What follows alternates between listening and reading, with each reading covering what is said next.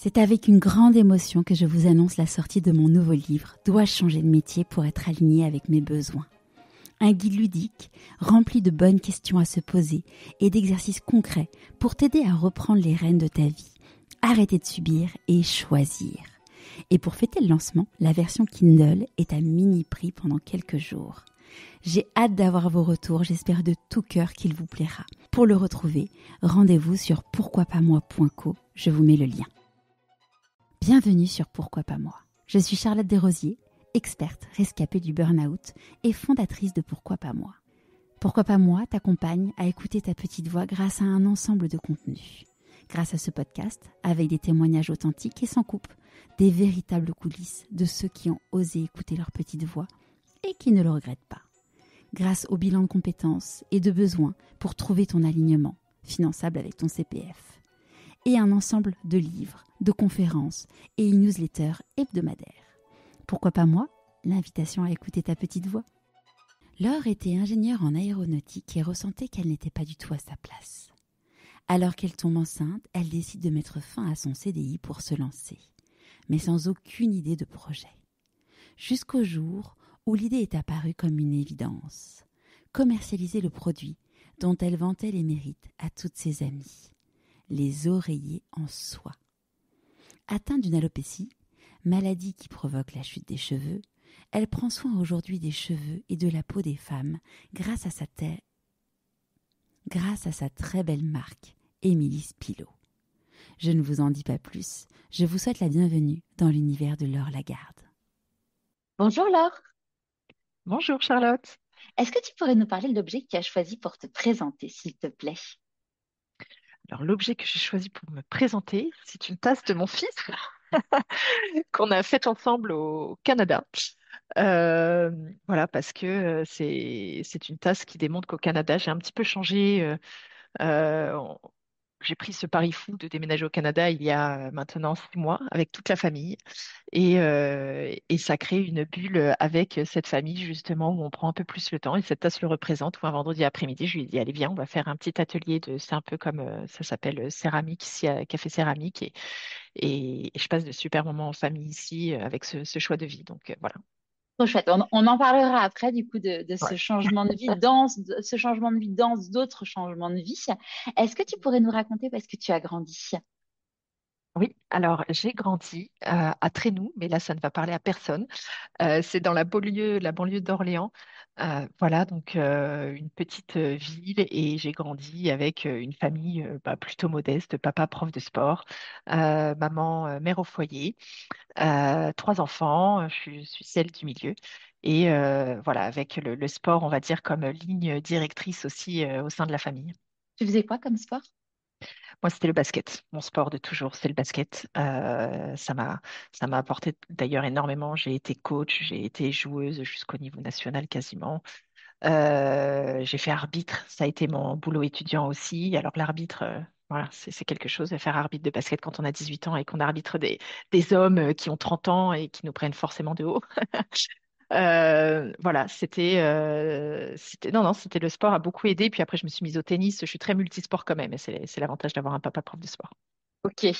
Et quel type de donc petite fille, tu aimais le sport? Mhm. C'était quoi tes activités à côté de ça? À côté de ça, j'étais très rêveuse, très d'ailleurs, les profs disaient souvent, oh alors elle est dans la lune. J'avais beaucoup ça. Mais bon, ce qui m'empêchait pas de quand même naviguer, voilà, assez facilement dans l'éducation, ça allait jusqu'au troisième où j'ai vrillé, mais sinon. Sinon, ça se passait plutôt bien, mais très rêveuse. Je faisais beaucoup. J'avais ce côté un peu artiste, je pense, où je faisais déjà. J'adorais le cheval aussi. Je montais régulièrement. Donc voilà, mais pas. Mes parents n'avaient pas forcément les moyens de me payer des cours d'équitation. Donc j'avais trouvé le plan, mais à 12 ans, hein, j'allais voir les gens en disant, ah, vous n'avez pas votre cheval, voilà. Et puis de bouche à oreille, les gens cherchaient des gens pour monter les chevaux. Et par exemple, des femmes qui étaient enceintes me laissaient leur cheval pendant plusieurs mois pour monter. J'ai réussi à me débrouiller comme ça. Donc, j'ai fait beaucoup de cheval aussi dans ma jeunesse. Et ça, le cheval, c'est incroyable aussi, la connexion à l'animal, aller dans la nature. Il y a tellement de bienfaits aussi. Et donc, ouais, ma jeunesse, c'était ça. C'était aussi aller voir les maréchals Ferrand, prendre les fers et puis les peindre que j'essayais de vendre après sur des marchés ou des brocantes. Euh, donc, ouais, je m'occupais beaucoup toute seule, je dirais. J'avais beaucoup de créativité et aussi cette connexion au sport et à la nature, à l'animal. Et c'était quoi ton rêve de petite fille? C'était d'avoir, je pense, bah, un ranch dans le Montana parce que j'avais vu L'homme qui murmure à l'oreille des chevaux et que j'étais tombée amoureuse de ce film. Et d'ailleurs, un rêve que j'ai à demi réalisé il y a 2 ans, que je me suis autorisée, où je me suis dit, mais pourquoi tu le fais pas? Pourquoi tu fais pas une partie de ce rêve? Et j'ai pris un billet aller-retour dans le Montana où j'ai fait 10 jours d'équitation dans un ranch. Trop Voilà, chouette. je me suis dit, on parle toujours de ces rêves et parfois finalement ils sont relativement accessibles, donc je l'ai fait. Ouais, et puis j'en ai pas, j'en parle souvent dans le podcast et tu vois, ça c'est quelque chose. Donc, j'ai divorcé il y a 2, 3 ans. J'ai pas une très bonne temporalité, mais bon, toujours est-il que maintenant, tu vois, post-burnout, post-séparation, je me dis, en fait, nos rêves, moi, j'ai pas des rêves qui sont très compliqués, mais en fait, Mhm. on va se les accomplir tout seul. Il faut arrêter d'attendre que quelqu'un s'occupe d'exaucer nos rêves. Et petit message pour ceux qui nous écoutent. Si vous avez des rêves, voilà, moi je vous invite à les réveiller Mhm. et être les premiers acteurs pour les accomplir. J'adore, Mm, mm, tellement. mm.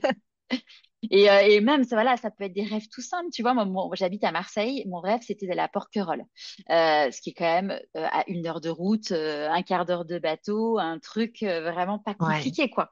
Et il y avait toujours des excuses de, ah bah non, il y aura trop de monde, machin. Et puis un jour, j'ai dit à mon nouveau chéri, je sais quoi, en fait, c'est bon, on va y aller tel jour. J'ai réservé l'hôtel. Il n'y a pas de question, on y va.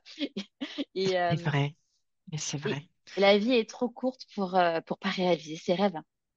Ouais, ouais, il y en a Mm, vraiment. Et tu vois, nous, un de nos rêves, c'était d'avoir une expérience justement au Canada.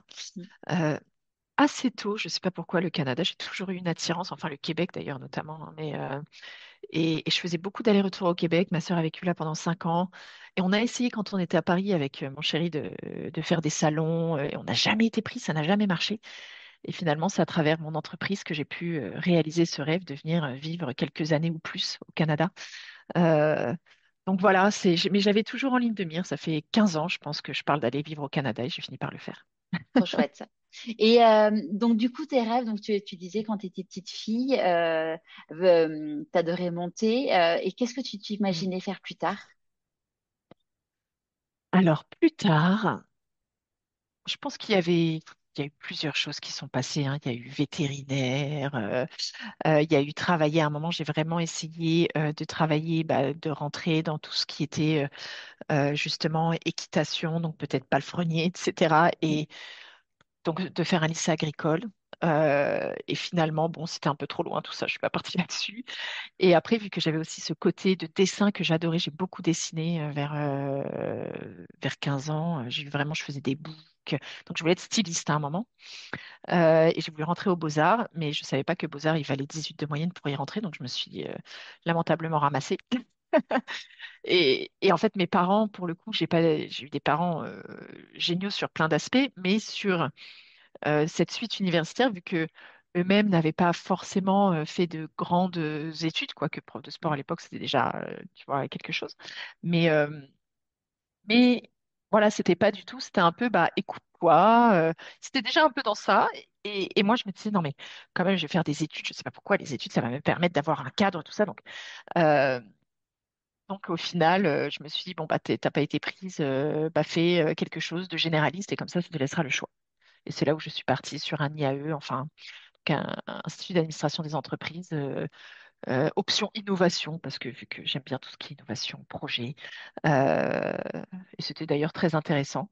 Voilà, donc j'ai fait mon master là-dedans, mais j'ai vraiment navigué tu vois, dans ces études sans forcément soutien et financier et motivationnel de ma famille, qui ne comprenait pas d'ailleurs pourquoi je faisais autant d'études. C'était un peu, ah bon, mais ta sœur, même mon frère, il en parlait à des copines, mais ta sœur, ah bon, ta sœur, elle fait un master, mais pourquoi est-ce qu'elle fait ça? C'est vraiment, tu vois. Et toi, Mais c'était chouette, ça m'a appris beaucoup de choses. tu vivais comment quand il disait ça? Bah, j'avais une forme de fierté, je pense, de dire, bah non, je sors, je vais plus loin, et puis finalement, je m'en sors toute seule. Tu vois, j'ai toujours réussi à avoir les aides. J'ai fait moi-même tous les dossiers pour avoir les aides parce que même l'IAE, j'avais le droit à 1 000 € d'aide pour payer le. Même si 1 000 €, c'est rien, hein, par rapport à toutes les autres études. Mais bon, bah, quand t'as rien, t'as rien. Donc, tu vois, j'avais cette fierté de me dire, bah non, je le fais et je vais y arriver. Il n'y a pas de raison. J'ai été entourée de gens qui avaient parfois un peu plus de moyens financiers, qui eux n'avaient pas tout ça, mais j'avais ce truc de me dire, bah non, moi je veux être là, quoi. Je veux avoir le choix de le faire et cette liberté de pouvoir le faire si j'ai envie de le faire. Il n'y a rien qui m'empêchera. Et c'est pour ça que j'ai fait arbitre aussi pour mettre de l'argent de côté. C'est pour ça que je faisais barman le week-end, parce que barman, bah, ça paye plutôt bien quand même.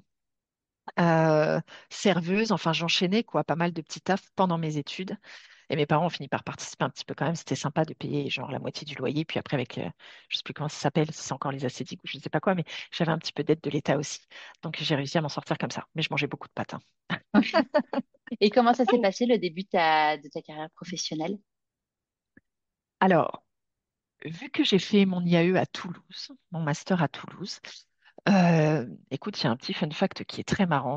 Dans la vie, pour moi, ça a vraiment tu vois, des opportunités que j'ai su saisir à droite, à gauche, qui se sont présentées. Et là, typiquement, écoute, j'avais fait une date avec sur Badoo. Et donc, la personne que je rencontre, au final, pas du tout match, mais bon, très sympa, et qui me dit, bah, si tu veux, je peux te présenter, je suis chez Airbus, je peux te présenter à quelqu'un qui cherche une stagiaire. Je dis, bah, bien sûr. Donc, Ah, grâce à j'avais un jamais date au entendu Badoo, ça, la date qui se ouais, ouais, transforme en offre d'emploi autant génial, tu vois. ouais, c'est super. C'est là où tu vois la chance ou les opportunités, mais dans le bon sens. Donc, quand je dis opportunité, tu vois, euh, peuvent arriver en fait. Faut juste être ouvert et curieux et peuvent arriver à n'importe quel moment. Je dis bah bien sûr parce que moi j'avais pas de réseau vraiment à Toulouse. Il y a personne qui pouvait, tu vois. Mes parents n'étaient pas du tout d'ailleurs dans le milieu que j'avais choisi d'étudier, donc en fait ils pouvaient pas m'aider à trouver des contacts. Euh, Bah moi ça a été grâce à Badoo. Et donc je suis rentrée chez Airbus. Je suis rentrée chez Airbus et puis à partir de là, une fois que tu as l'étiquette un peu aéronautique, tu es parti dans la grosse machine. Et j'ai fait 10 ans d'aéronautique, donc d'abord chez Airbus, après chez Safran. J'ai fait de très belles années, ça m'a énormément appris, mais ça m'a aussi énormément écœurée. Euh, Pourquoi? en fait, je suis arrivée avec un peu toute cette fougue, cette curiosité, cette envie d'apprendre. Et déjà, je me suis très vite ennuyée. Au bout de 6 mois, un an, en général, je commençais les postes, je veux dire, il n'y a pas énormément d'évolution, les tâches se répètent vite. Quand tu as trop d'idées, bah, rapidement on dit voilà que c'est pas trop gérable aussi. Et puis à un moment, je me suis vraiment défoncée sur un poste où je terminais à 21 heures tous les soirs parce qu'il y avait un peu, tu vois, aussi ce truc de se dire je vais plus bosser comme ça, je vais avoir aussi de la reconnaissance. Et à mon entretien annuel, mon boss m'a dit Laure, voilà, finalement, tu fais un peu trop de choses, tu es sur trop de sujets, parfois tu les termines pas forcément, tu veux tout faire à la fois. Donc moi, ce que je pensais qui était super bénéfique, où j'essayais de m'impliquer dans beaucoup de choses, où j'essayais, bah, en fait, lui, là, il est venu complètement le casser. Il m'a même dit, t'es un peu olé olé. Et ça, c'est vraiment, ça a été très nul. Enfin, j'en avais les larmes aux yeux pendant cet entretien et je me suis dit, mais attends, mais c'est ça le monde du travail, quoi. C'est pas possible, je ne m'y vois pas. Et bon, je suis tombée sur un mauvais manager, bien sûr, c'est pas le cas de tous dans les grosses boîtes, mais ça m'a ça, à partir de là, je me suis dit, tu sais quoi, en fait, bah, tu vas faire le minimum. Tu vas faire ce que tu dois faire sans en faire forcément plus. Et tu sais quoi, bah, c'est ce qui a le plus marché auprès de mes boss, hein, c'est qu'en fait, faut pas non plus trop en faire parce que sinon, en fait, il y a une forme où t'agaces un peu. Euh, donc, à partir de là, je me suis entre guillemets un peu éteinte sans faire du quiet quitting. Donc, tu vois, j'étais quand même encore, je pense, plutôt un bon élément, mais je me suis dit, bon, bah, arrête de travailler jusqu'à 21 heures le soir, déjà, ça sert à rien. Puis en plus, j'étais tombée sur les salaires de mes confrères hommes qui étaient beaucoup mieux payés que moi. Ça m'avait aussi bien énervé. Et donc, tout ça, si tu veux, progressivement, je me suis dit, qu'est-ce que tu fais là? Qu'est-ce que tu fais? Tu peux pas vraiment exprimer ta créativité, voire elle est pas très bienvenue. Euh, Tu commences à tourner en rond dans plein de réunions. En fait, tu es là, c'est du présentéisme. Ah, je me suis dit, la vie, elle est trop courte, quoi, pour être là-dedans. Et surtout que je crois que la façon dont je suis faite et designée, en fait, je ne répondais pas à ce milieu-là. Parce que je vois plein de personnes qui s'épanouissent dans l'aéronautique, vraiment. Donc, c'est une question de personnalité. Je me disais, mais là, alors, j'avais l'impression de m'éteindre à petit feu. Tu vois, il y avait vraiment de ça. Et même parfois, après, je suis partie à Paris et j'étais sur mon scooter sur la 86 là. Et parfois, mais vraiment dans mon casque, je chialais en rentrant, me disant, mais qu'est-ce que tu fous là? Tu passes à côté de ta vie. Et ça, bah, tu vois, à un moment, tu es là, bah non, c'est plus possible. Mais tu sais pas comment partir parce que ils faisaient pas de rupture conventionnelle, Safran. Donc impossible. Et puis, la vie à parisienne, elle coûte très cher. J'avais rien de côté pour pouvoir me lancer. Donc parfois, c'est beau de se dire, faut T'étais suivre ses rêves et célibataire, tout, mais j'avais mon chéri déjà. Ça fait ok. 15 ans qu'on est ensemble. Mais t'avais pas encore d'enfant? Euh, non, pas encore d'enfant. Mais bon, avec, tu vois, un livret A quasi vide, même parfois j'emprunte un peu d'argent à mes copines, etc. Parce que bah, à Paris, tu vois, rapidement, tu es à 2000. Bon, maintenant, c'est même les loyers ont encore augmenté. Mais voilà, je me disais, bah, je ne peux pas me permettre de m'arrêter parce que je n'ai pas de soutien financier à côté. Euh, donc, bah, je continue et je ne savais pas où trouver ma porte de sortie. Et après, j'ai fait ce que je pouvais quand même pour rendre ces quelques années dans l'aéronautique agréable, hein. Tu vois, je changeais souvent de poste à l'intérieur. Tous les 2 ans, j'essayais de prendre une nouvelle opportunité. Et les 6 premiers mois étaient toujours hyper enrichissants sur la découverte, la prise de poste, rencontrer les nouvelles personnes. Euh, et puis un jour, j'ai pu changer d'entreprise. Je suis partie dans les énergies renouvelables. Et les énergies renouvelables, cette société où j'y ai cru au démarrage, mais finalement, je suis retombée dans les carcans du présentéisme en réunion, cette très fameuse réunionnite qui est destructrice, je trouve, pour les sociétés, que j'essaye dans ma propre société aujourd'hui de beaucoup limiter. Euh, et eux, ils faisaient des ruptures conventionnelles. Donc, au bout d'un an et demi, quand je me suis dit, mais en fait, l'herbe, elle n'est pas plus verte ailleurs, tu as un vrai souci, il faut que tu montes ta boîte parce que j'ai toujours su au fond de moi que l'entrepreneuriat m'intéressait. Et là, je leur ai demandé quand j'étais enceinte. Euh, Quand j'étais enceinte, je leur ai dit, bah voilà, j'ai 2 choses à vous dire. La première, c'est que je suis enceinte. La deuxième, je ne veux pas revenir après mon congé mat. Euh, et j'ai pu négocier une rupture conventionnelle, ce qui m'a aidé à partir de façon sereine. Mais Ouais. ça a été un long chemin. Ouais. Ouais, après, c'est hyper courageux parce que c'est déjà un chamboulement dans la vie d'une femme d'être devenir maman. Il y a beaucoup de femmes qui disent, non, mais attends, moi, je vais revenir, au moins, je saurai dans quel environnement je vais Ouais, revenir dans le monde professionnel. Donc, c'est hyper courageux de ta part ouais, d'avoir saisi. Et c'est donc là, sûr. donc, t'es en congé mat. Est-ce que tu as une idée de ce que tu as envie de faire? Enfin, tu sais que tu as envie d'être chez toi, mais Ouais. Alors, je savais que je voulais monter ma boîte. Dès que j'ai annoncé ma rupture conventionnelle et enceinte, etc., bon, je me suis dit qu'en effet, je pourrais profiter d'un plus long congé maternité quand même que si j'étais restée salariée. Donc, j'ai eu la chance de pouvoir faire 6 mois, tu vois, 6 mois de congé mat. Et après, bon, j'étais très contente quand je l'ai enfin mise à la crèche. Voilà, je sais que parfois, à ces moments, il y a toujours une pointe d'émotion. Bien sûr, j'ai eu ma pointe d'émotion aussi, mais je me suis dit, ça y est, enfin là, c'est parti. Tu as l'avenir devant toi que tu vas pouvoir créer. C'est toi qui vas le décider. Euh, Ça, c'était vraiment fort. Et puis là, je me suis retrouvée un peu en face de la feuille blanche. Où je me suis dit maintenant, bah ok, entrepreneur, mais qu'est-ce que tu peux apporter? Est-ce que ta connaissance en aéronautique est suffisante pour faire consultante? Non, pas forcément. Euh, bon, et là, je me suis dit, peut-être en reconversion, peut-être que en gestion de projet, mais ça prenait pas. J'allais dans plein de réseaux, et puis il y avait rien vraiment qui prenait. Et rapidement, je me suis dit, mais attends, alors, qu'est-ce que tu veux pour ton avenir? Tu veux un métier qui te laisse de la liberté géographique, temporelle, qui est quand même accessible techniquement parce que j'avais pas envie de reprendre une formation sur quelque chose, parce que mine de rien aussi l'aide et le chômage étaient comptés. Donc bah voilà, reprendre une formation de 1 an ou 2, tu avais un c'était bébé en pas plus, donc plus un bébé, mm, donc bon. Et donc quelque chose d'assez finalement qui pouvait se mettre en place.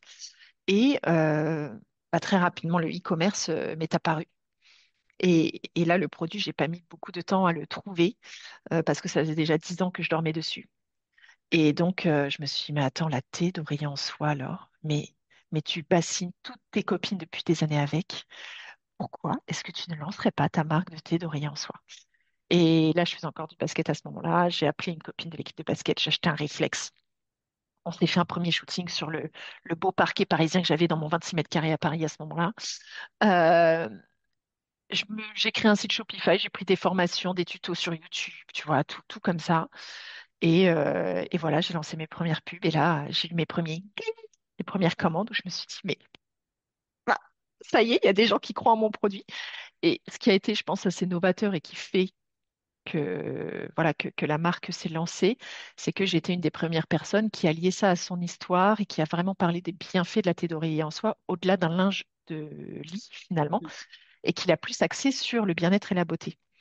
Parce que j'ai une alopécie androgénétique, qui est une chute de cheveux, ouais, qui est une chute de cheveux euh, diffuse et continue, sans réel traitement finalement. Il y a juste des traitements qui viennent un peu camoufler tout ça. Et ça, je l'ai appris quand j'avais 21 ans, ça a été un coup assez dur.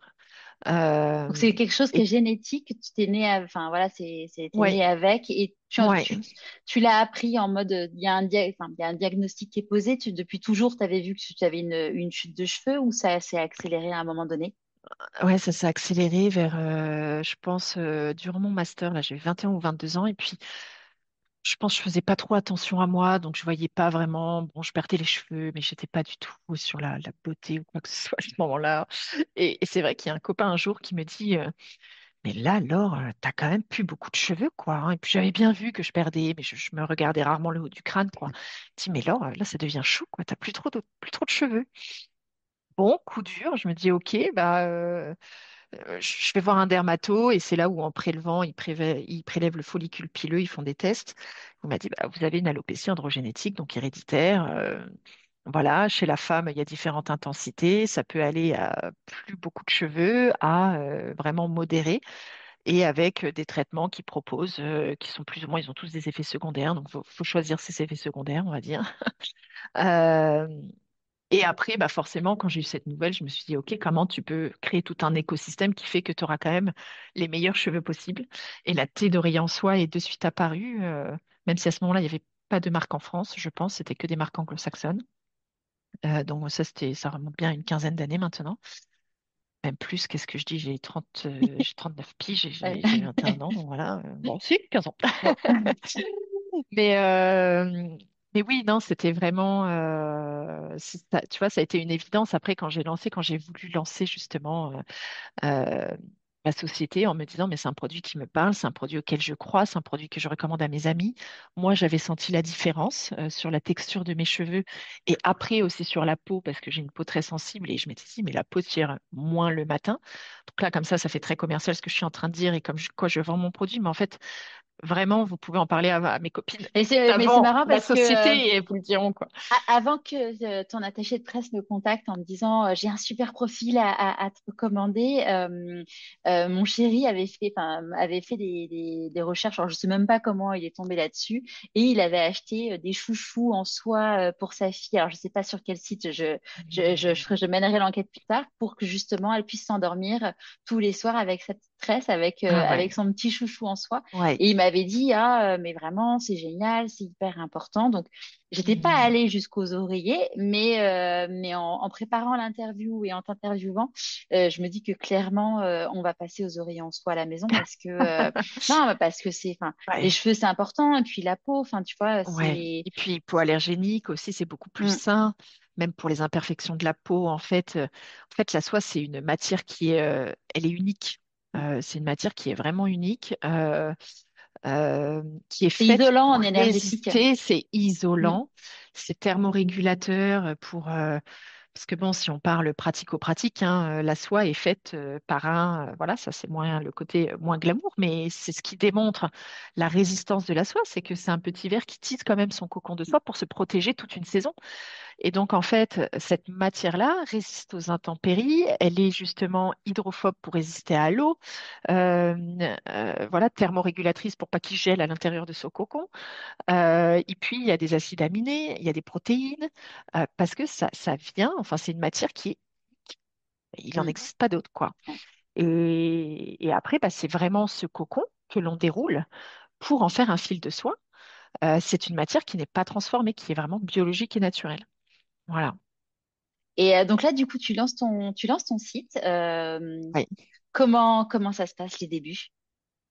oui. Donc voilà, je me dis, là, c'est la thé d'oreiller en soie. Je suis partie vraiment presque sans aucun doute, mais aussi avec cette forme de légèreté, de me dire, bah, tu verras bien si ça marche. Voilà, on verra.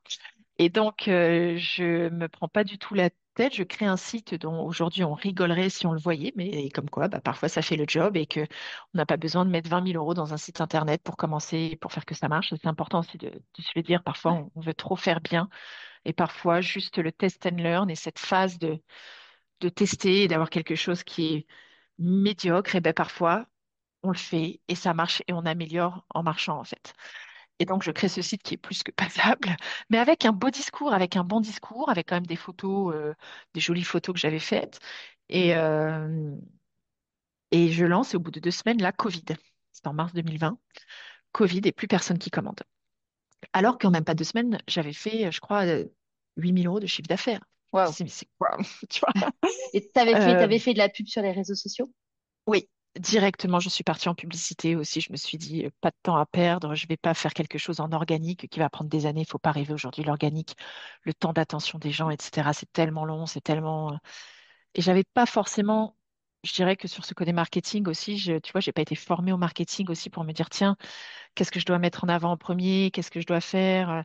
Il y a quelque chose de plus ou moins, je pense, de bon sens marketing chez moi, mais j'avais pas ces notions après techniques. Donc, vraiment, bon, je lance en me disant, voilà, je fais 8 000 comme ça parce que le discours, il était bon, parce que j'avais raconté mon histoire, je pense, c'est ce qui avait parlé.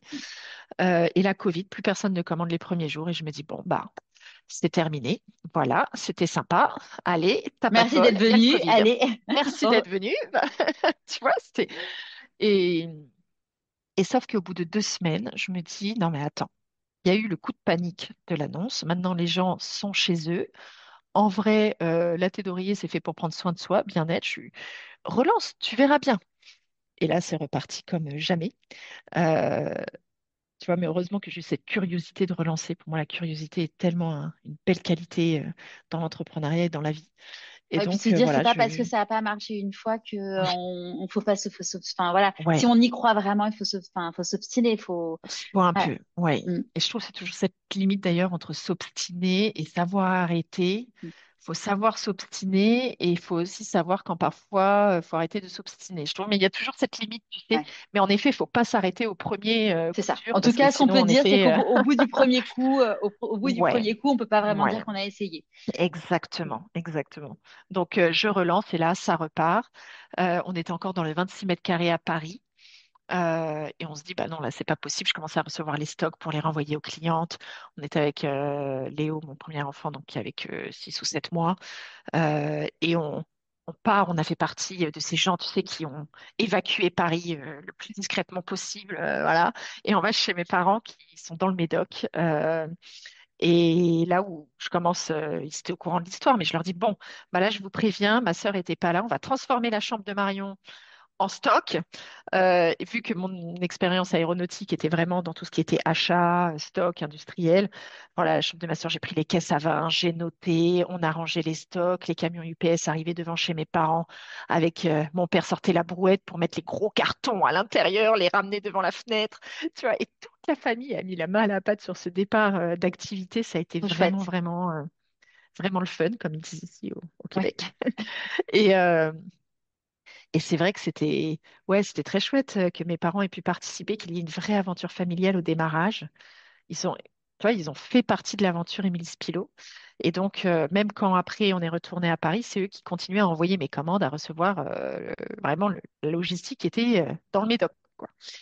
Puis à un moment, ils ne pouvaient plus partir en vacances. Donc quand même, je me suis dit, non, non, là, au bout de 6 mois, mais j'y croyais pas. Je me suis dit, mais ça marche, quoi. La société, elle est en train de prendre.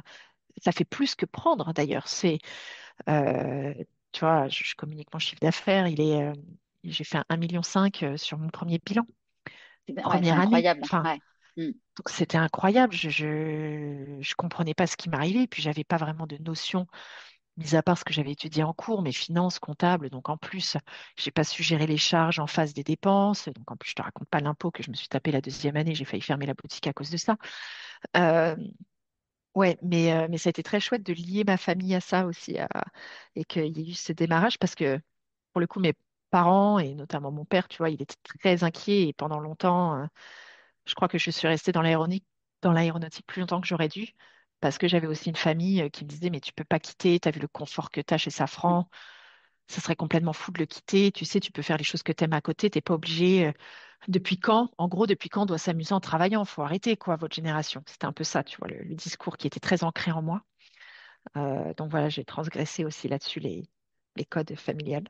Ouais, après, je Familiaux. pense que c'est vraiment, je pense que la génération de nos parents, c'est quand même complètement différent. Il y a en fait, ce qui crée aussi ce climat qui fait qu'on n'est pas bien dans son job, c'est un climat d'insécurité. L'insécurité qui peut être liée à plein de choses, qui peut être liée au manque, au désalignement des valeurs, qui peut être liée au fait que bah, potentiellement ton job, tu vas le perdre du jour au lendemain. Enfin, il y a plein d'éléments Ouais. qui créent ce sentiment d'insécurité qui font que du coup, cette insécurité devient un stress chronique chez les gens, mais de façon complètement inconsciente. Et du coup, la génération de nos parents peut être dans le jugement en mode, mais enfin, ça va, vous nous saoulez. Mais le truc, c'est que il y a tellement de stress, on ne coupe jamais entre les téléphones. Enfin voilà, notre cerveau ne coupe jamais, donc on a un stress chronique qui est permanent, qui fait que notre corps, bah, il est pas content. Il est pas content, il nous le Mm. dit. Et donc c'est Ouais. pas, enfin tu vois, là je vais sortir un nouveau livre qui s'appelle Dois-je changer de métier pour être aligné avec mes besoins. Et c'est ce que je mets en intro, c'est que écouter ses besoins n'est pas un luxe, c'est vraiment, voilà, notre corps, il nous hurle dessus quand on n'est pas à sa place. Alors, il y en a pour qui c'est plus ou moins violent, et puis il y en a qui s'arrêtent, qui s'arrêtent avant Ouais. qu'il vraiment il lui hurle dessus. Mais c'est de se dire, oui, t'as le droit de dire que tu n'es pas à ta place. Et tu vois, ce matin, j'ai eu la chance de pouvoir rencontrer la directrice générale d'Aromazone. Mm. Apparemment, c'est un truc de dingue. Ce qu'elle racontait, c'est que c'est la deuxième marque préférée des Français. C'est Waouh. le deuxième ou troisième e-commerçant en France. Enfin, c'est vraiment un truc de fou. Et cette femme, elle Mm. a une humilité. Enfin, vraiment, c'est une très belle personne. Et je lui disais, voilà, j'ai la conviction qu'on est tous des personnes exceptionnelles, mais qu'il faut qu'on soit à notre place, en fait. Ouais. Et c'est pas un luxe de vouloir être à sa place. Et ça, voilà, petite parenthèse pour les gens qui nous écoutent en disant, qui ont la même conviction que la génération de nos parents. Non, en fait, Mm. on a le droit d'être à notre place et pour être bien épanoui. T'en es l'exemple, j'en suis l'exemple. On a le Ouais. droit et on a le droit d'être à sa place. Et pour certains, ça sera en tant que salarié, d'autres, ça sera voilà, en créant leur entreprise. Mais voilà, Ouais. ceux qui nous écoutent, vous avez le droit et le devoir d'être à votre place. Le Ouais. monde a besoin de vous. Totalement. Et d'ailleurs, Mm, tu vois, je fais beaucoup attention à ça dans mes équipes parce qu'aujourd'hui, on est bientôt 14. Et, euh, et quand je sens qu'une personne n'est pas à sa place, parfois je les invite à être moteur vraiment. Est-ce que ça va bien? Est-ce qu'il y a des choses que tu aimerais faire en plus? Et d'ailleurs, dans mes recrutements, je dis, c'est quoi les tâches qui vous animent vraiment dans le quotidien? J'essaye de capter déjà, tu vois, là où ils sont bien à leur place. Parce que je préfère largement quelqu'un qui arrive, qui n'a pas forcément la compétence, mais où on sent qu'il a la fibre sur quelque chose et qui pourra se former. Bon, tout ce qui est technique et formation, ça s'apprend. La fibre, par contre, c'est ancré. Euh, on peut un peu la lisser, mais ouais, ça, au bout d'un moment, ça finit par péter, quoi. ouais. Donc, j'essaye beaucoup d'avoir ça, et surtout moi qui ai connu cette souffrance, tu vois, on peut quand même appeler ça une souffrance Bien sûr. Ouais. psychologique, hein, d'être plusieurs années vraiment pas trop bien dans son job et à se demander qu'est-ce qu'on fait là. Vraiment, je me dis, bah, à l'échelle de ma petite boîte, essayons de pas faire ça. Et en plus, je peux pas me le permettre aussi d'avoir des personnes qui sont pas motivées parce qu'à 12 ou 14, t'imagines vite que bah, l'ambiance, ça la pourrit un peu, quoi. Donc, j'ai vraiment envie que les gens soient bien dans leur taf. Ça fait partie, tu vois, d'une des valeurs aussi chez Émilie Spilot, de par mon expérience, quoi. Pourquoi Émilie Spilo? Par rapport à ma grand-mère, voilà, que j'ai voulu intégrer à l'histoire, donc qui était partie, je crois, 3 ans avant le lancement de la marque. Et elle me faisait dormir dans des draps en satin synthétique. Euh, voilà, donc mes grands-parents étaient fermiers, hein, agriculteurs. Euh, et elle, bah, tu vois, voilà, avec le peu qu'elle avait, c'est vrai qu'elle avait mis des draps en satin synthétique. Et je m'en souviens, ça m'avait toujours un peu gratté, c'était pas confortable. Mais c'était toujours ça, tu vois. Et aujourd'hui, bah, si elle avait été là, ça aurait été un grand plaisir de lui dire, bah, regarde, mamie, voilà. Donc, petit clin d'œil à la grand-mère, ouais. Et donc là, aujourd'hui, les produits, tu as ta propre collection, comment tu fonctionnes? Alors, aujourd'hui, on est vraiment parti au démarrage, c'était tout sur la thé d'oreiller en soie, qu'on a décliné en plusieurs couleurs, plusieurs tailles. Et après, on a développé, je me suis dit, parfois, tu vois, on peut faire l'erreur quand on lance son business de se dire, on veut étendre la gamme et faire plein de produits. C'est pas toujours une bonne idée. Il faut mieux avoir un produit qui est vraiment le produit dans lequel tu crois, tu communiques, etc., qui va driver tout le développement de ton business.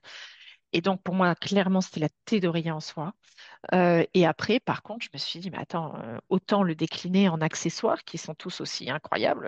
On a les eye masks qui sont beaucoup plus doux que tous les eye masks qui existent sur le marché, parce que la soie, bah, il n'y a aucune matière plus douce que la soie.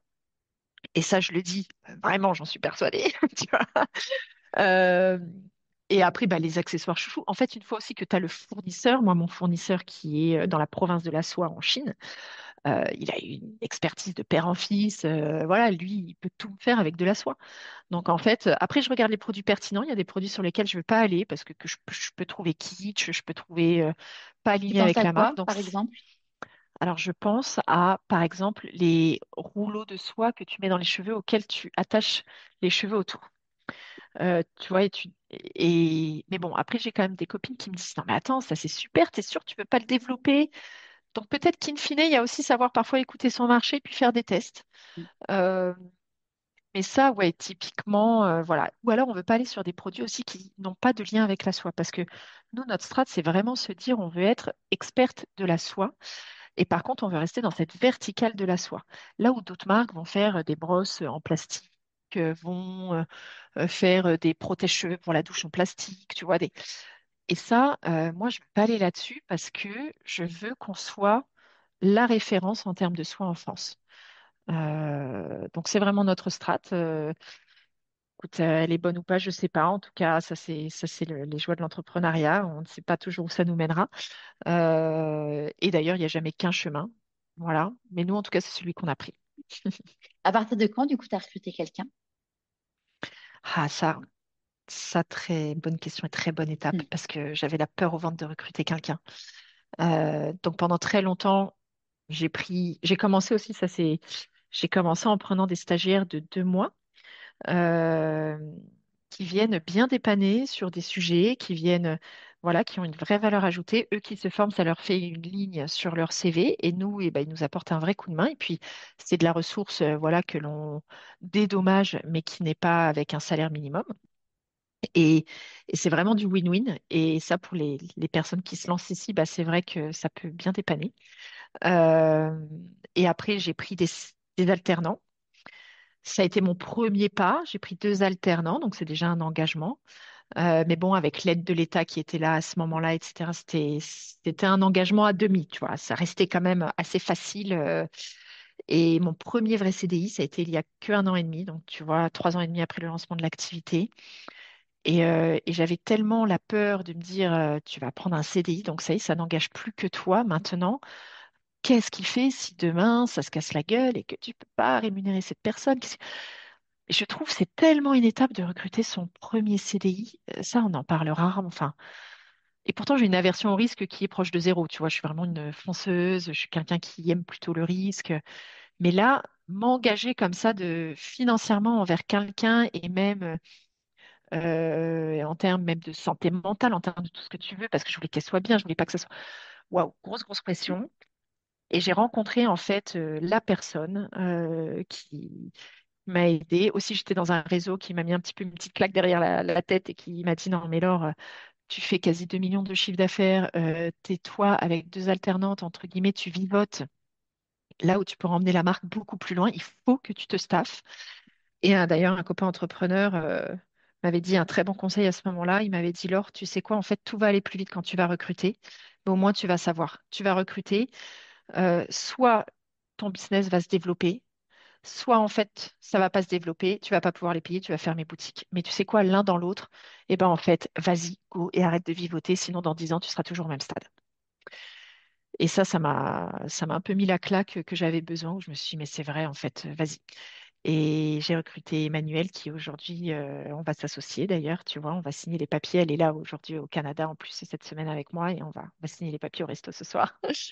Euh, et je trouve ça passionnant parce que j'ai trouvé la perle, la pépite, tu vois, qui est passionnée aussi par le produit, le profil intrapreneuriat parfait, qui veut pas prendre autant de risques que quand tu es vraiment à la tête d'une société, mais qui s'embarque quand même pleinement dans l'aventure. Et je me sens plus seule aujourd'hui parce qu'il y avait ça aussi, cette notion de solitude où ça me pesait au bout de 3 ans et demi, 4 ans là, où c'est super les alternants, mais c'est pas le même ping-pong intellectuel que quelqu'un qui va avoir notre expérience et notre maturité. Euh, voilà, tu vois, enfin, j'avais vraiment besoin de quelqu'un qui était embarqué dans le bateau, quoi, sur du long terme. Et c'est ça que vient rapporter un bon recrutement. Et donc, du coup, comment ça se passe, le départ au Canada? Comment tu gères Ouais, avec tes équipes? ouais. Bah, j'ai été très transparente. Donc, quand j'ai recruté Emmanuel il y a 1 an et demi, je lui ai dit d'office, écoute, il y a peut-être ce projet au Canada. J'ai eu l'assurance prospection de la BPI pour me développer aussi aux États-Unis. Euh, donc, j'ai ce projet, on ne sait pas encore, on verra. Et très vite, j'ai su qu'on partait. Et donc, je lui ai dit vraiment à Manu que bah, c'est elle qui allait reprendre la direction opérationnelle et marketing, que ça allait être mon bras droit sur Bordeaux parce que les équipes, les bureaux sont à Bordeaux. Et toute l'année, on a travaillé là-dessus pour qu'elle soit totalement autonome, pour que ça soit elle vraiment qui manage les équipes. Moi, en direct, finalement, j'ai que 2 personnes et elle en a 10, avec des strates intermédiaires de managers, mais elle a vraiment tout ce management. Donc, on a préparé ça, on a mis en place des outils aussi techniques. Bon, on avait déjà Slack, mais on a pris un outil comptable Penny Lane qui permet de faciliter. J'ai donné des cartes bleues à tout le monde, bien sûr avec plafonnement de paiement, etc. Mais il y a plein de Ouais, moyens des trucs de d'autonomiser, simplification. Hmm. simplifier et d'autonomiser ces équipes. Je sais pas si ça se dit, mais on a Ouais, compris. on se comprend. Pour, tu vois, pour pouvoir partir et se dire, bah, la boîte peut tourner sans moi. Je me suis vraiment dit, comment je ne me rends pas indispensable à ma société? Et parfois, c'est à double tranchant, parce que parfois, quand je vois que je me suis tellement pas rendue indispensable que parfois il y a des infos, je suis là, ah, on recrute quelqu'un sur ce poste, ah, d'accord, ok, ah oui, bon, bah, tu vois, mais c'est génial, c'est Hmm. génial. Et maintenant, ça me fait encore plaisir d'être très impliquée et c'est encore indispensable que je sois très impliquée sur plein de choses. Tu vois pas toutes les personnes qui Mais sont ouais, recrutées? ah non. D'ici là, tu vois, on a recruté deux, j'avais pas vu, je les avais pas encore vus. Après, j'en tous les 3 mois environ en France. Hmm. Mais là, il y en a deux qui vont arriver, dont un gros recrutement voilà, qui est sur un gros poste et je n'ai pas pu la voir. Mais Emmanuel va déjeuner avec elle, tu vois, je lui demande, c'est Et tu Emmanuel la vois qui... même pas à distance, Voilà. tu fais même pas une interview à distance, juste. Ah si, Ah oui, si c'est à distance, en ok, visio, etc. Pour le oui. coup, mais plus sur les alternants, plus sur les stagiaires, voilà. Mais là, c'est le poste de responsable commercial, donc vraiment, et en plus, ça sera moi, sa manager. Oui, Euh, tu les vois à ouais, distance. Ouais. ouais. Et puis parfois ici, en étant au Canada, donc il y a 6 heures de décalage horaire, bah, ça m'arrive assez régulièrement de me lever et de commencer les appels à 6 heures du matin, parce qu'il est midi en France. Et tu vois, je fais 6 heures, 7h30, je me connecte et je peux faire déjà un premier appel. Et après, je gère le tunnel des enfants 7h30, 8h30. Et après, je me reconnecte à 9. Tu vois, donc il y a un autre rythme. Mais par contre, à midi, le côté vraiment travail avec la France, bah, il n'y a plus personne en France, tu vois, à 18h. Et l'après-midi, bah, est quand même plus libre. J'ai souvent beaucoup de choses à faire, mais j'ai aussi cette liberté de me dire, ah bah tiens, aujourd'hui, je peux aller chercher mes enfants plus tôt si j'en ai envie, je peux aller à cette séance de sport, tu vois. Là où en France, je me demande même si je revenais pas un peu dans ce carcan finalement que j'avais voulu à un moment donné quitter, parce que quand on commence à être 10, 12, 14, bah mine de rien, il y a de plus en plus de réunions, il y a de plus en plus, je veux dire, piloter des salariés, c'est aussi très challengeant. C'est le plus dur, je trouve, dans l'entrepreneuriat. Euh, Et tu vois, et c'est pas que je suis pas faite pour ça, mais d'être au Canada, ça a aussi ses avantages d'avoir pris de la distance vis-à-vis de la Mm. société. Et parfois, je pense même que ça peut emmener la société plus loin parce que il y a Emmanuel qui est très présente, moi qui suis plus sur vision, Mm. inspiration, si je puis dire, tu vois, finance, trouver les bons partenaires. Je peux vraiment me reconsacrer aussi à ma vraie valeur ajoutée. Ouais, puis prendre du recul, en effet, quand tu es dans la tête, Oui, quand t'es la tête dans l'opérationnel, il y a exactement. plein de choses où t'as pas le temps. Ouais. Oui. Et ça m'aide beaucoup, tu vois, l'après-midi, je vais marcher ou même ici c'est les champions des spas, vraiment le Canada. On peut dire qu'on est bon en France sur les spas, mais le Canada, c'est une institution. Tu vois, il y a une to-do quand tu arrives dans le spa de ce que tu dois faire. Tu as un circuit, quoi, vraiment. Et ça, j'essaye une fois par mois d'aller dans des spas. Ici, en plus, tu vois, c'est 50 € la journée de spa et c'est juste incroyable. Et à chaque fois que je rentre, j'ai les idées claires. J'écris, je prends un papier parce que le portable est interdit dans la plupart des spas. Donc, je prends un crayon, un papier, je me refais mes bilans, je me refais là où j'en suis, je refais la vision. Mais qu'est-ce que ça m'aide ces moments? C'est Ouais, c'est ultra vraiment précieux. hyper important et c'est génial que tu le fasses parce que souvent, en effet, quand on est entrepreneur, on a cette culpabilité de se dire il faut être derrière son écran et tout. Et en fait, tu te Mhm. rends compte que les meilleures idées, on les a pas du tout quand on est derrière notre ordi. C'est justement Ah quand oui, on va se promener, quand on va nager, quand on va oui, faire du sport et quand on prend oui. du temps pour soi, en fait. Ah mais totalement. Mm. C'est vrai que j'essaye de toujours avoir un crayon, un papier ou mes notes. Je note, j'essaye de tout noter. Tu vois, vraiment, ça Ouais. c'est une de mes, de pas laisser passer les idées. Combien Mm. de fois on a des bonnes idées? Même dans ma douche, là, j'essaye de trouver un système où je peux écrire dans la douche. Tu vois, dans la douche aussi, c'est génial, c'est un catalyseur d'idées, ça.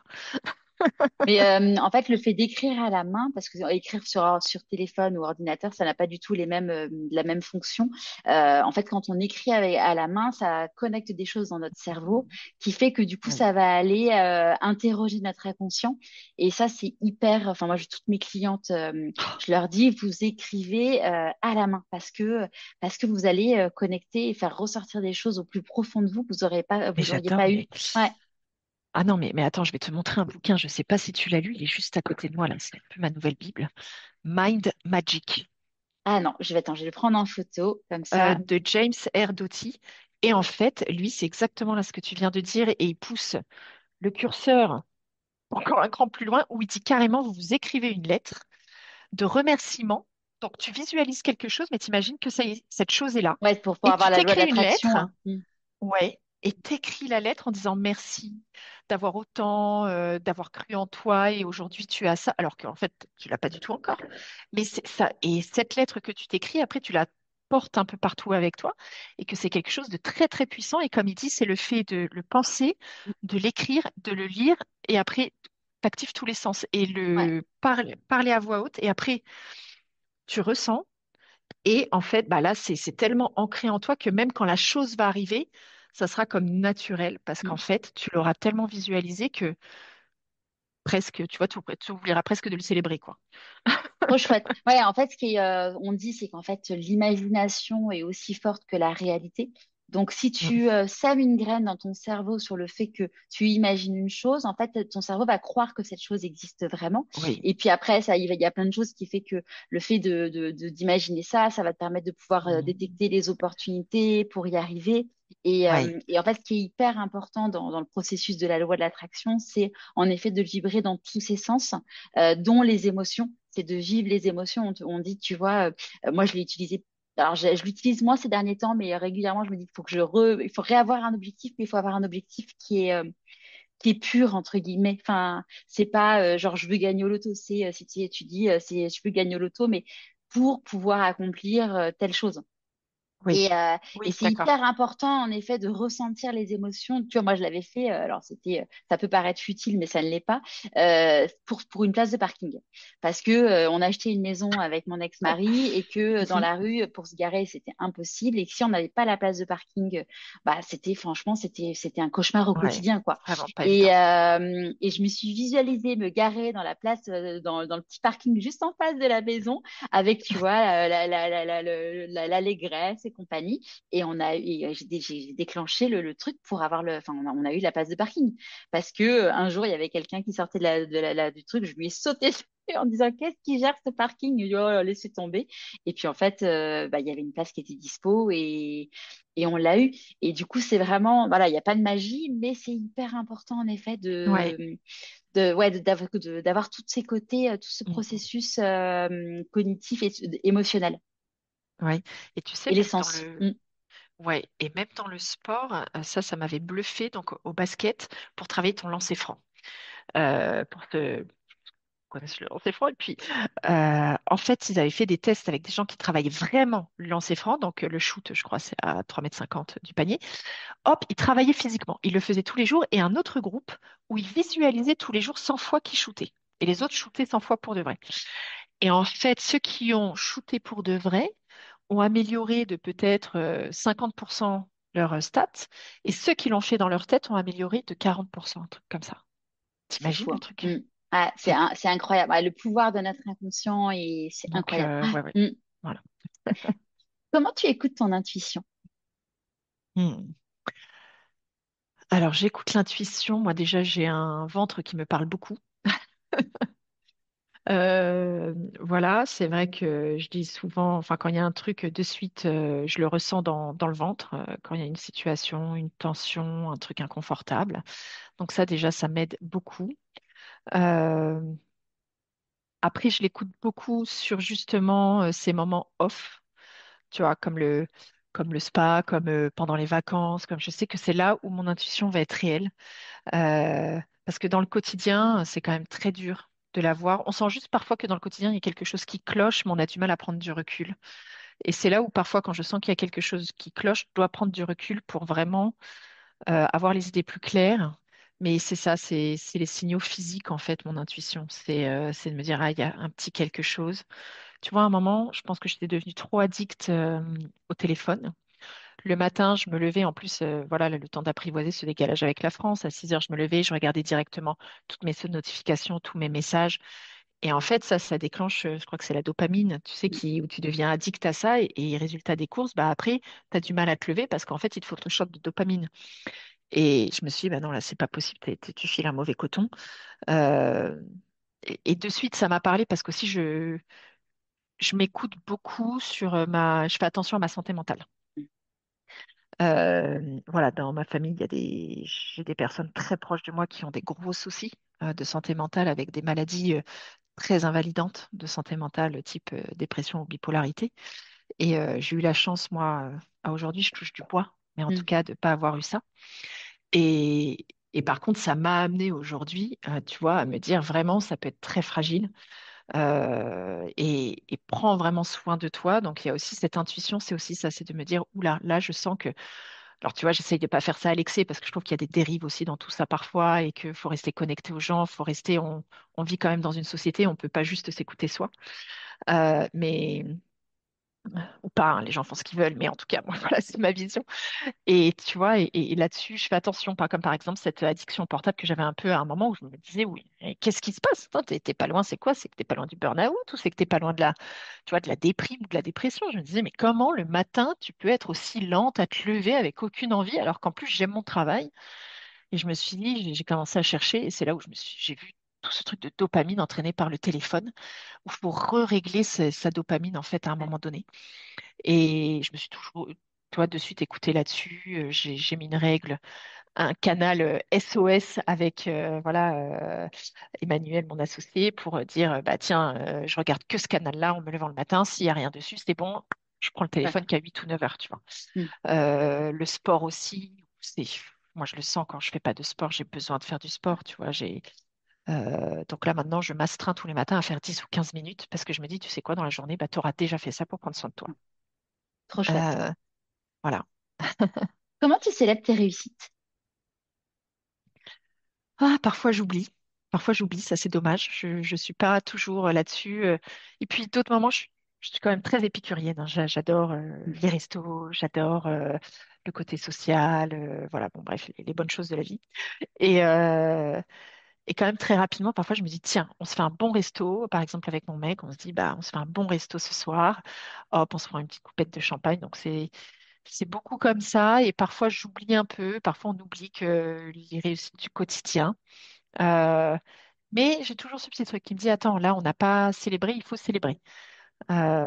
Mais pour moi aussi, tu vois, c'est tellement dans le quotidien que je fais attention à ça que finalement, c'est pas à un moment où je me dis, tiens, on célèbre. J'essaye d'avoir beaucoup de gratitude tous les jours. Ça, c'est une de mes clés aussi. J'essaye de faire 5 minutes de méditation, tu vois, le matin quand je me lève, d'apprécier les moments de la journée. Trop chouette. Voilà. À quel moment dans ta vie tu t'es dit pourquoi pas moi? Ah ouais, je me suis dit ça, je pense, en rentrant d'un événement, j'étais encore salariée chez Safran et j'avais pris une journée pour aller à un événement d'entrepreneurs à Paris et j'avais tellement envie de faire partie de cet écosystème, de moi aussi m'envoler de mes propres ailes. Euh, et je suis rentrée et j'étais enceinte à ce moment-là, j'ai de 3 mois en plus, donc j'étais pas au top de ma forme. Je m'en souviens, j'ai pleuré toute la soirée. J'étais toute seule dans l'appart à ce moment-là et puis Mais vraiment, et là, j'ai eu cette conscience de me dire, ce n'est plus possible. Tu ne peux plus passer ta vie à faire quelque chose que tu n'aimes pas. Et là, je me suis dit, maintenant, ça va prendre 1 an ou 2 ans, mais tu vas le faire. Ça va être toi. Voilà. C'est quoi pour toi la réussite? La réussite, alors pour moi, elle est propre à chacun. Et pour moi, c'est euh, être quand même financièrement confortable. Voilà, pas de façon excessive, mais pas que ça soit une préoccupation. C'est d'avoir ma famille en bonne santé et c'est de pouvoir tous les jours me dire, tiens, je suis contente de ce que je fais, je suis libre, même si, bon, la liberté et l'entrepreneuriat, c'est quand même un grand concept, mais globalement, quand même, si, c'est d'être libre, de pouvoir mener ma vie un peu comme je l'entends. Ça, pour moi, c'est une réussite énorme et quand ça apporte en plus euh, un confort financier minimum et pouvoir montrer à mes enfants plus tard aussi de dire, bah regardez, il y a plusieurs chemins à prendre et les autoriser à prendre ces chemins-là, bah tu vois, là, c'est jackpot, quoi. Du coup, là, tu as combien d'enfants aujourd'hui? Deux, Qui ont le quel dernier âge? qui a 3 ans, 5 et 3.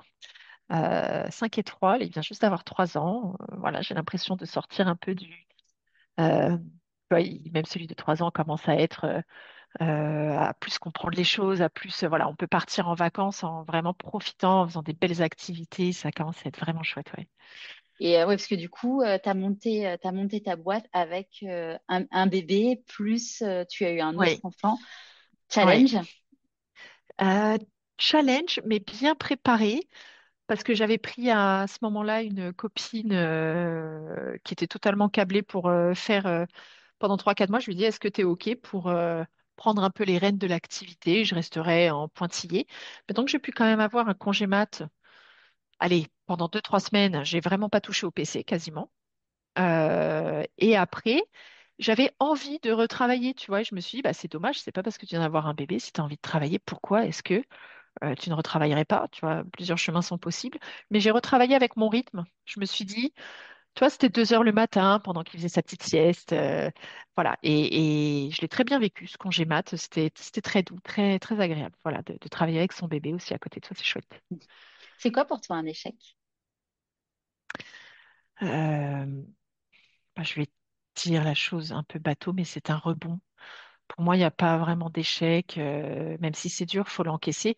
En fait, je pense toujours au pire parfois pour enlever, pour évacuer mes peurs. Je pense souvent au pire. Je me dis, c'est quoi le pire? Dans l'entrepreneuriat, parce qu'on ne parle pas bien sûr de tout ce qui est santé de la famille, où là, on ne veut même pas y penser. Mais, euh, mais dans l'entrepreneuriat, je me dis souvent, tiens, c'est quoi le pire? Bah, le pire, c'est quoi? Bah, c'est ça s'effondre, je touche du bois en même temps, ça s'effondre, il n'y a plus de vente, tu dois licencier, machin.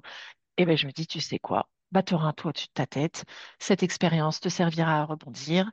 Et ça me rassure vachement. Voilà. Donc pour moi, c'est l'échec, c'est le se dire, bah, finalement, même le pire, ça ne sera pas le plus terrible.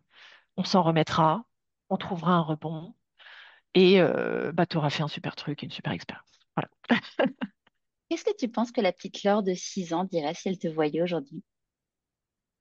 Ah, euh, elle dirait, elle dirait bravo, quoi. Elle dirait que je l'ai retrouvé. Tu vois. Je pense qu'il y a beaucoup de ça. En plus, c'est marrant parce que c'est exactement l'âge que j'ai visualisé. J'ai fait une séance un peu bizarre, enfin un peu bizarre, un peu ésotérique d'énergétique il y a pas longtemps où elle m'a fait reconnecter avec la petite fille et j'ai été chercher quand j'avais 6 ans, tu vois. Donc c'est drôle que tu dises ce chiffre. Euh, et où justement la petite fille de 6 ans était très libre, très créative. Et c'est exactement ce que j'ai retrouvé aujourd'hui. Trop chouette. Et toi, qu'est-ce que tu as envie de lui dire à cette petite Laure de 6 ans? Hum, Je lui dirais, il y aura des moments qui seront pas faciles, mais accroche-toi, euh, c'est possible. Et ne perds pas, ouais, ne perds pas tes rêves, ne perds pas ton essence et qui tu es. Ton âme. Hmm. C'est quoi la plus grande difficulté que tu as eu à affronter? Euh, sur tous les pans, Ouais, pas tu de, as dit la question pro. est complètement ouverte. Pro, perso, ce que tu veux. Hmm, Bah, la plus grande difficulté, ça a été,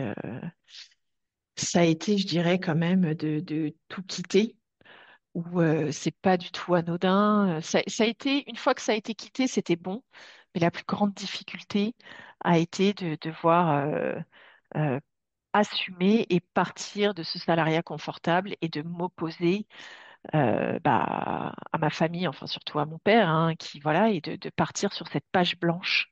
Ça a été quand même très très challengeant. Ouais. Oui, parce que tu es partie, tu Euh, savais que tu voulais entreprendre, mais tu n'avais aucune idée de ce que tu voulais ouais. faire. Et où pas grand monde me comprenait et où je passais vraiment, en plus j'étais enceinte, tu vois, j'allais accoucher un mois après quand j'ai quitté le salariat. Donc voilà, vraiment, je pense que là, mes parents et mon père notamment, tu vois, ils parlaient, mais vraiment, c'était pas personne comprenait. Et même moi, finalement, je me disais, est-ce que tu te comprends toi, quoi? Est-ce que ce que tu as fait, c'est juste? Est-ce que c'est pas une crise? Est-ce que tu vois, tous ces questionnements? Et heureusement, j'ai vite retrouvé la joie dans ce que je fais. Et ça m'a convaincu que j'étais sur le bon chemin. Dans la vie, on dit que quand on fait des choix, on a des renoncements. C'est quoi pour toi les renoncements? Hmm. Les renoncements, ça serait, euh, ça serait le confort peut-être. Mais bon, c'est tellement aussi, il y a tellement d'atouts, mais le confort, tu vois, de parfois du stress de l'entrepreneuriat, le confort du salariat, où parfois ça m'a traversé l'idée de me dire, oh, en fait, quand même, j'aimerais bien juste revenir, quitte à avoir un travail où j'ai moins de joie dans le quotidien, mais où à la fin de chaque mois, je sais que ça tombe, parce qu'il y a eu des sacrés moments où je me suis retrouvée à 20 000 ou 30 000 sur le compte avec des dépenses de 50 000 en fin de mois, tu vois, et par des jeux, de payer plus tard, etc., j'ai réussi à m'en sortir. Mais, euh, mais parfois, c'est vrai que la nuit, t'es vraiment pas sereine, quoi, quand t'as ta société. Et j'ai songé à quelques moments à revenir à l'entrepreneuriat. Je me dis, bah, tu sais quoi, ce serait Au pas si salariat? terrible finalement, au salariat, Ouais. pardon. Ce serait pas si terrible. Et ça a été renoncer à ça, renoncer euh, à cette sécurité quand même financière, parce qu'on peut dire que le salariat, c'est quand même de la sécurité Bien financière sûr. à minima. Euh, ouais, mais tout le reste, je peux pas dire que c'est du renoncement. Euh, ouais, je peux pas dire que c'est du renoncement, c'est que c'est tellement du bonus, voilà. Ouais, ouais. Ça veut dire quoi pour toi être aligné? Être aligné, c'est sentir que dans son corps tout est OK déjà, que physiquement on a les bons signaux. Ça veut dire nourrir ce qui nous fait du bien.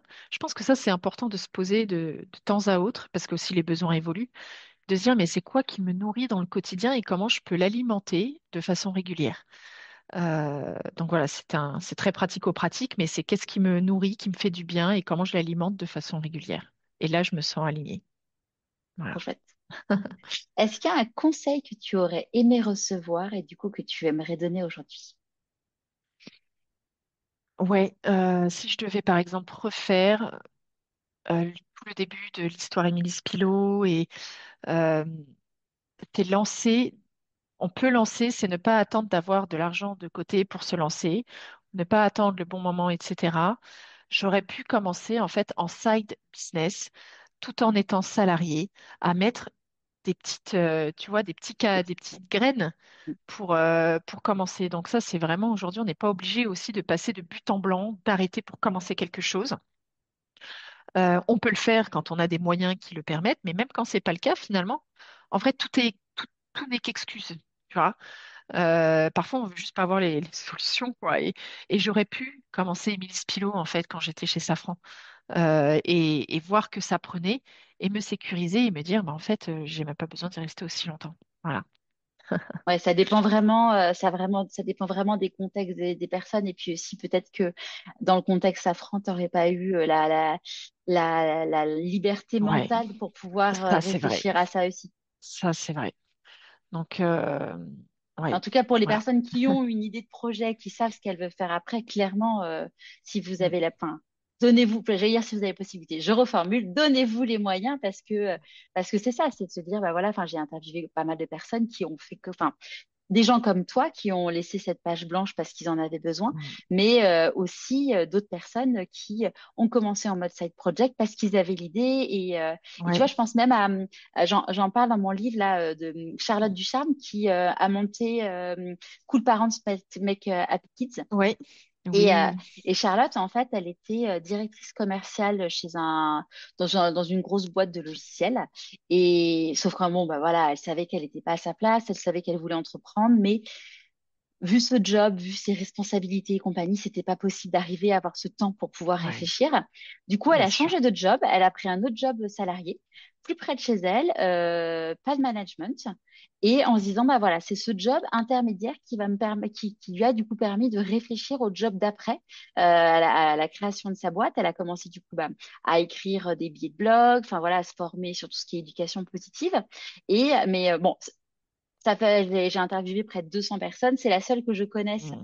qui a eu le courage de changer de job en mode passerelle en se disant, bah voilà, celui-là, ce job-là, je le prends en mode parce que j'en sais que j'en ai besoin. Mais voilà, après, ça dépend Ouais. vraiment aussi des contextes perso. Si tu es marié, pas marié, enfant, pas enfant, enfin, marié ou en couple, c'est euh, c'est chacun qui, ouais, qui sait par rapport à sa situation parce que une même personne avec un contexte donné en fonction voilà, il y a la personnalité, mais il y a le contexte qui joue aussi, quoi. Bien sûr. Bien sûr. Et c'est quoi le meilleur Ouais. conseil qu'on t'ait donné? Moi, je pense que ça a été ce conseil de recruter ce fameux 5 minutes de discussion avec cet entrepreneur qui est tombé comme ça. Et en plus, j'allais à m'asseoir en me disant, j'ai envie d'avoir un conseil là-dessus. Tu vois, il faut que je trouve quelqu'un qui me dise si oui ou non je prends cette décision de recruter et que je vais all-in sur Émile Spilot. Parce qu'à côté d'Émile Spilot, au démarrage, je faisais quand même aussi un peu de conseil et de coaching en e-commerce. Parce que j'avais peur d'être 100% Émile Spilot. Donc, j'avais voulu sécuriser en faisant du coaching. Et finalement, tu vois, ça a été un peu ce conseil d'entrepreneur de me dire, mais tu sais quoi, tout ira plus vite. Si tu dois réussir, bah, tu réussiras plus vite en Bah, recrutant, en te mettant 100% Émile Spilot. Et je pense qu'on peut plus ou moins tout faire, tu vois, même dans les projets, etc., ceux qui sont multipotentiels, multiprojets. Euh, mais par contre, à un moment donné, quand on veut vraiment lancer un projet, je pense qu'il faut savoir se mettre aussi à 100% dedans pour vraiment lui laisser une chance. Et c'est ce que j'ai fait avec Émilie Spilot et c'est ce que je vais continuer à faire pendant quelques années. Parce qu'en plus, dans l'entrepreneuriat, on a la chance d'évoluer, de passer de casquette en casquette. Chaque année est différente et on apprend un nouveau métier quasiment.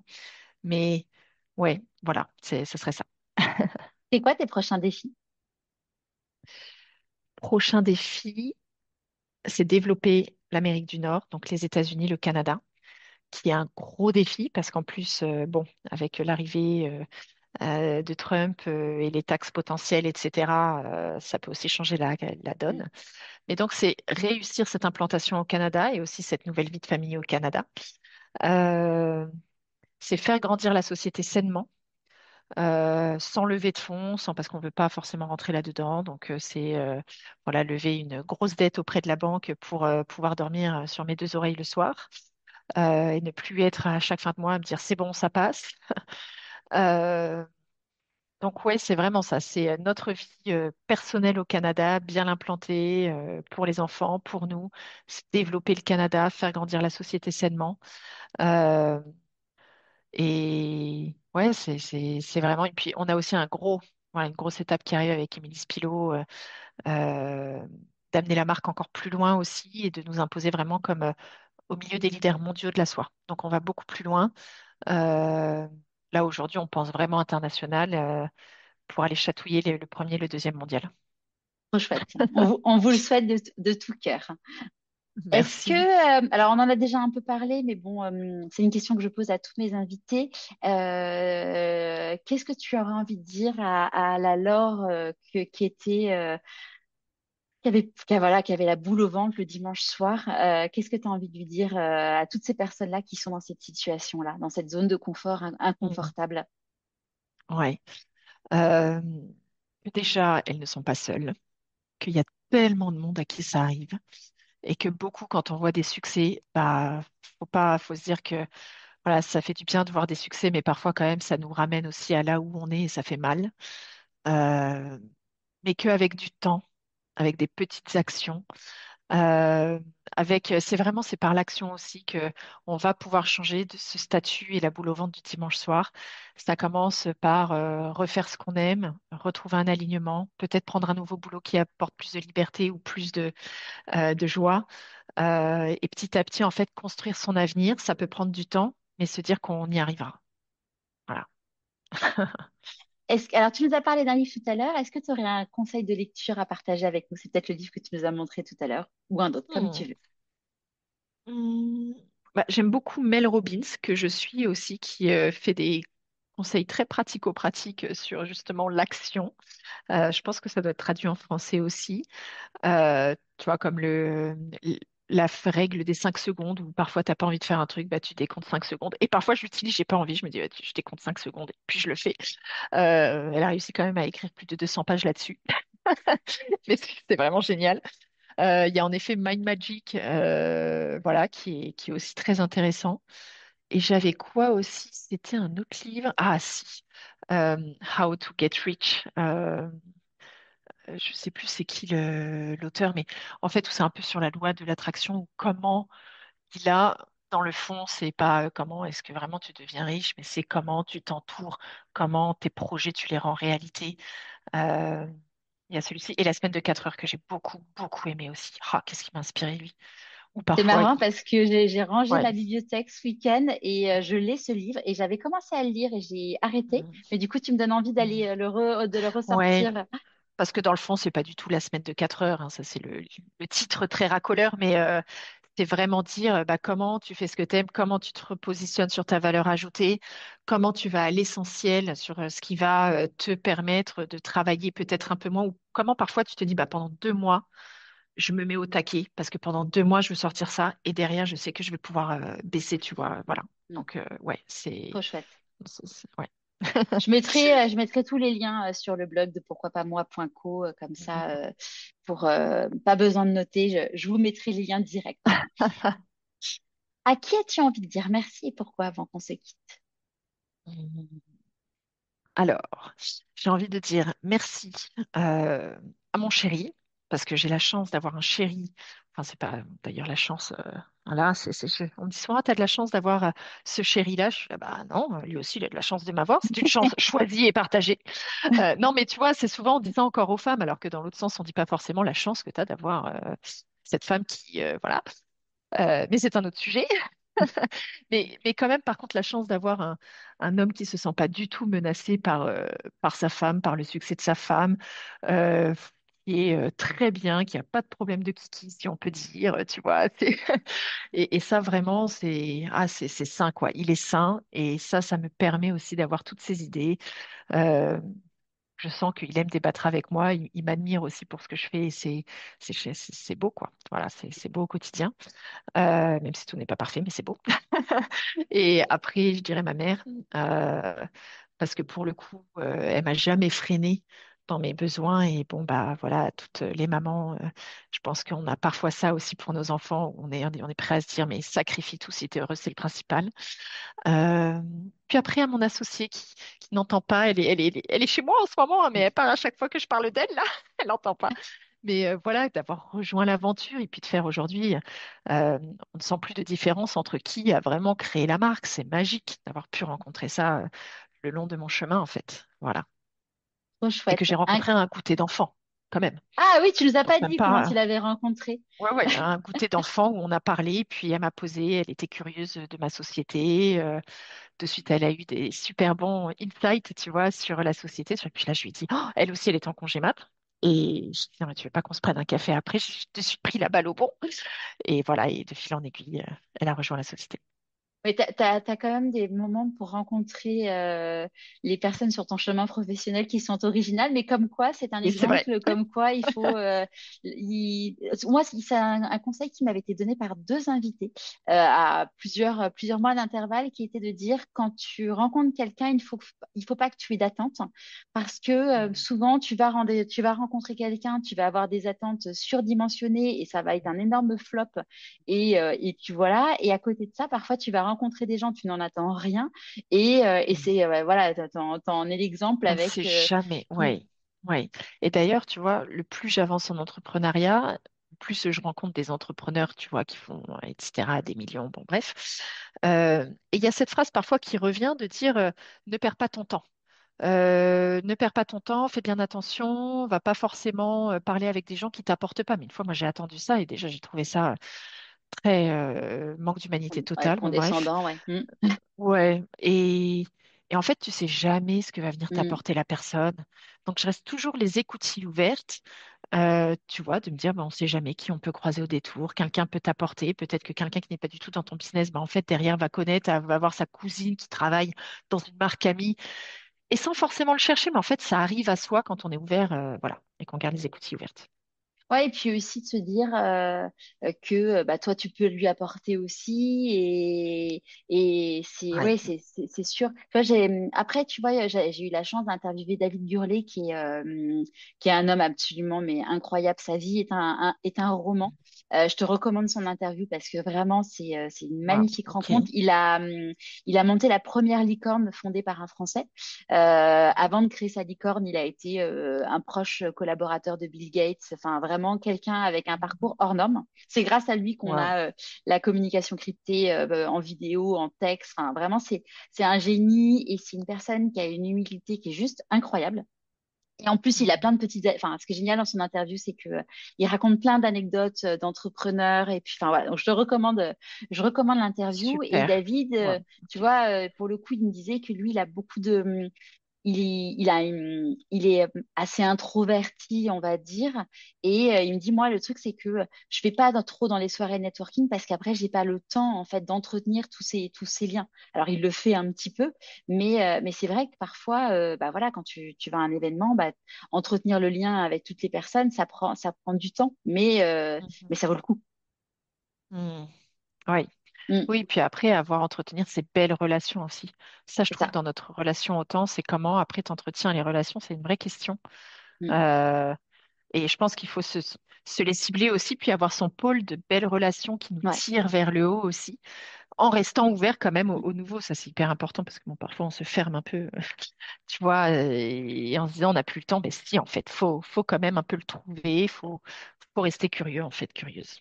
Oui, puis après, dans son chemin de vie, après, on s'éloigne aussi de personnes parce qu'on n'est plus aligné avec leurs valeurs, on se rend compte que finalement, c'est des personnes qui peuvent être toxiques, enfin, c'est des relations toxiques, donc ça laisse de la place aussi, mais c'est savoir aussi accepter de libérer la place, ce qui n'est pas Ouais, forcément ouais. facile toujours. Non, c'est sûr, dans nos Mm. vies bien chargées. C'est aussi se Ouais, foutre la paix par moment.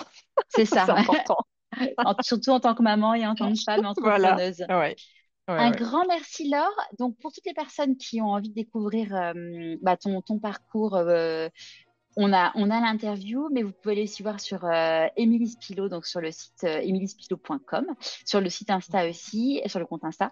Et puis de toute façon, dès qu'il y aura des nouveautés, je les partagerai à la communauté Ouais. sur la newsletter et puis aussi sur le compte Instagram de Pourquoi pas moi.